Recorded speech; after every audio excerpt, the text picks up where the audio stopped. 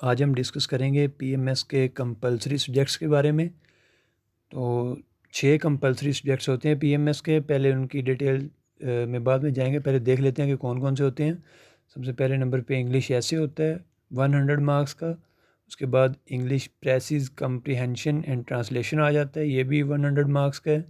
उसके बाद उर्दू आ जाता है, उर्दू ऐसे होता है कम्प्रीहेंशन एंड ट्रांसलेशन होती है, ये भी 100 नंबर का है। उसके बाद इस्लामिक स्टडीज़ या एथिक्स आ जाते हैं, एथिक्स फॉर नॉन मुस्लिम्स है और ये भी 100 मार्क्स का है। उसके बाद पाकिस्तान स्टडीज़ है, पाकिस्तान स्टडीज़ के भी 100 मार्क्स हैं। उसके बाद जनरल नॉलेज आ जाता है, उसके भी 100 मार्क्स हैं। इसके बाद देखते हैं कि इसकी डिटेल्स कौन कौन सी हैं। पहले नंबर पे इंग्लिश ऐसे की बात करते हैं। इंग्लिश ऐसे का जो 100 मार्क्स का पेपर होता है पीएमएस का, उसमें ऐसे लिखना होता है, वो 1500 वर्ड्स का होता है, 1500 वर्ड्स का ऐसे होता है। उसमें वाइड चॉइस होती है, आपके पास काफ़ी सारी चॉइस होती है जिसमें आप जो है मुख्तलिफ जो टॉपिक्स होते हैं उनमें से कोई एक टॉपिक चूज़ कर सकते हैं, उस पर आप ऐसे लिखेंगे। उन टॉपिक्स में जो चीज़ें इंक्लूड होती हैं उसमें एजुकेशन के रिलेटेड इश्यूज़ हो सकते हैं या इकॉनमी से रिलेटेड ऐसे आ सकता है, फॉरेन पॉलिसी के बारे में आ सकता है, गवर्नेंस के बारे में आ सकता है, human rights, constitution, law and order and the other socio economic issues जो होते हैं related to Pakistan and topics of general nature.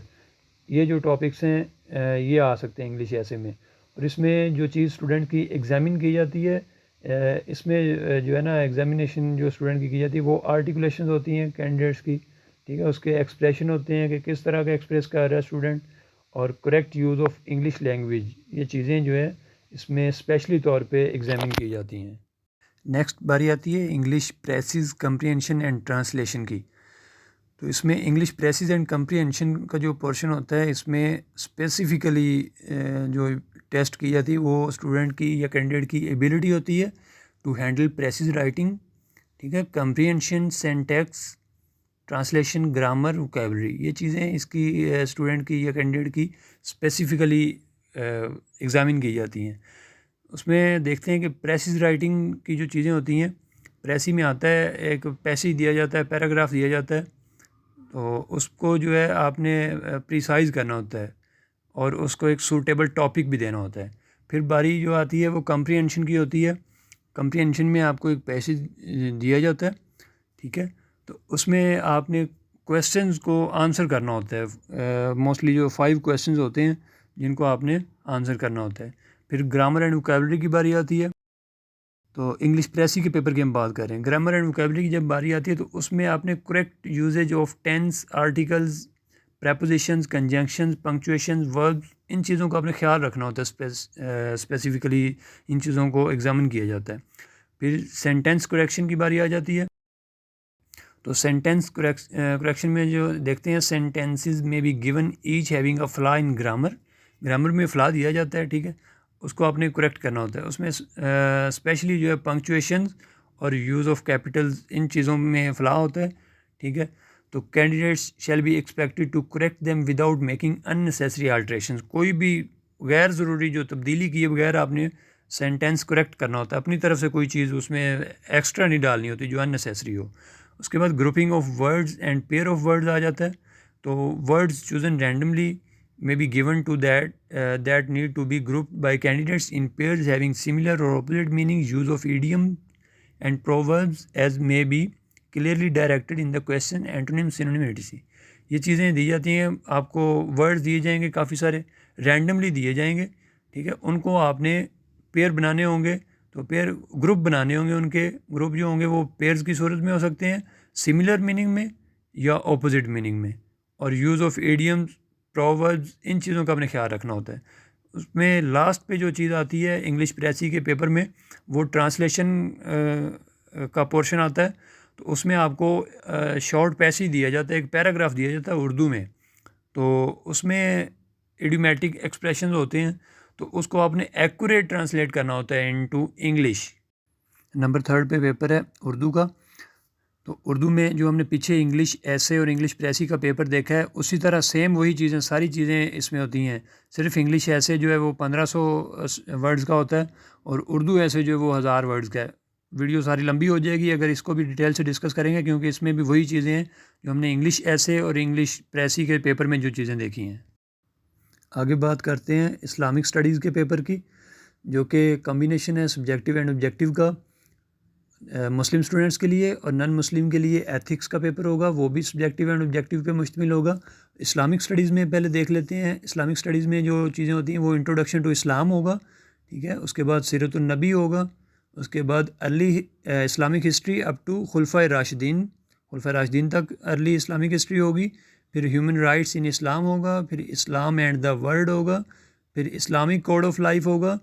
उसके बाद जो पेपर है एथिक्स का है नॉन मुस्लिम के लिए, उसमें religions of the world revealed and non revealed, ठीक है। इंपॉर्टेंट रिलीजियस बुक्स होंगी, उसमें contribution of religious in development of societies.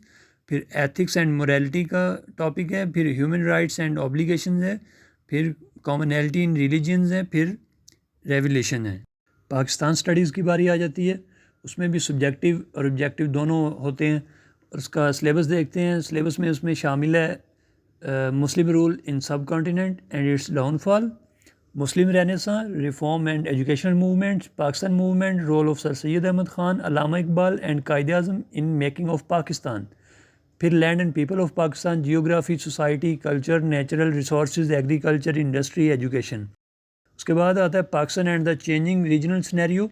फिर आता है Pakistan nuclear programme and international concerns. उसके बाद आता है regional cooperation including SAARC, ECO, SCO and the role of Pakistan. फिर socio economic challenges and opportunities in Pakistan. फिर national security dynamics and challenges for Pakistan. फिर Pakistan and the United Nations. फिर आता है Pakistan and important global issues including Palestine, growing extremism and militancy, war on terror, ये चीज़ें आ जाती हैं। फिर कॉन्स्टिट्यूशनल हिस्ट्री ऑफ पाकिस्तान आ जाता है। फिर पॉलिटिकल एवोल्यूशन सिंस 1971। फिर foreign policy of Pakistan, Pakistan and its neighbours, super powers, Islamic bloc and European Union. फिर आता है evolution of democracy and democratic institution in Pakistan. फिर कश्मीर डिस्प्यूट आ जाता है। फिर situation in Afghanistan since 1979 and its impact on Pakistan. फिर Pakistan energy problems, their economic impact and prospects for the future।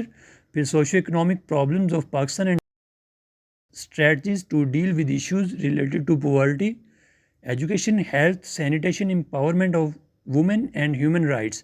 फिर बारी आती है 1973 constitution, constitutional amendments and important constitutional cases. फिर लास्ट पेज में आता है governance issues in Pakistan, accountability, transparency, fundamental rights, women empowerment, sustainable development goals. और last में जनरल नॉलेज आ जाता है, जो कि टोटली ऑब्जेक्टिव होता है। इसमें करंट अफेयर्स शामिल होते हैं, फिज़िकल साइंसेज शामिल होती हैं, बायोलॉजिकल साइंसेज शामिल होती हैं, इन्वायरमेंट स्टडीज़ शामिल होती हैं, फूड साइंसेज शामिल होती हैं, computer science and information technology शामिल होती है, बेसिक मैथमेटिक्स।